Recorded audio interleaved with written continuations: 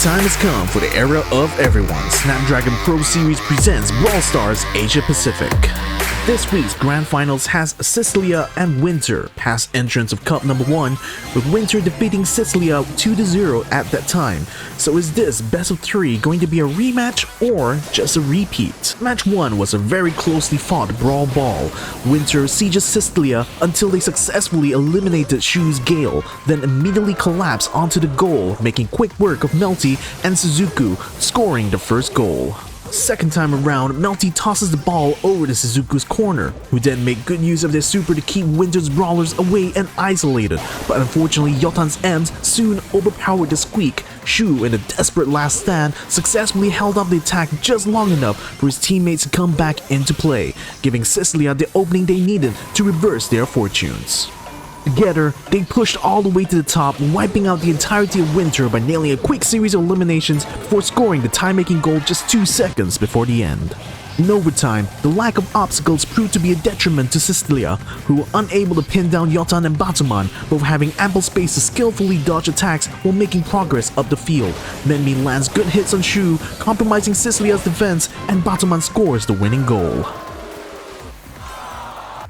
Match 2 saw the teams take on a series of gem grabs. Winter's Menmi and Batuman kept the brawlers for this map, this time on the Tara M's Byron, while Cistlia went in with the Max Ruff's Barley. Despite the change-up, Cistlia still found it hard to overcome Winter, who started by picking up Melty and then Shu, cornering them back to spawn. Cistlia would then try to regain some ground, only to lose it once more when the M's unleashes her caustic charisma early.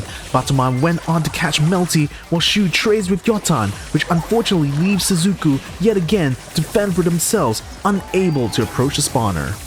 Cistlia persisted though, and after taking out Batuman, they were able to regain control over the spawner, allowing them to equalize the gem score and setting the stage for a final confrontation. By this point, Cistlia has regained their momentum and were 1 gem away from starting the countdown. Batuman took some serious damage, which instead inspired them to actually fight more aggressively, pushing Cistlia back and giving Menmi the space to pick up more gems, though it came at the cost of Em's life. Menmi then picks up the last gem and starts the countdown, putting Cistlia under pressure. Winter held on until Ems returned from spawn to unleash their super, securing them the round. Next round sees Yotan push a lot more aggressively on the Tara, and this puts Cistlia in a tough position for the rest of the round, as Shu found themselves to be the unfortunate target of Tara's undivided attention.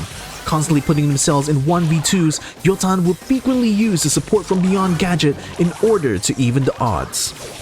With Melty out of the picture and pressure mounting, Suzuku and Shu made the brave play to force Batuman's super out. What they didn't anticipate was Yotan dropping his shadowy figures to overwhelm Suzuku, and subsequently allow Winter to steal Cistlia's gems. This allowed Winter to dominate the round handily, and once the final gem was acquired, it was all but over as Winter backed off to run out the countdown. Despite Cistlia's best attempts to fight back, history repeats itself as Winter beats them 2-0 to take top spot for week number 4.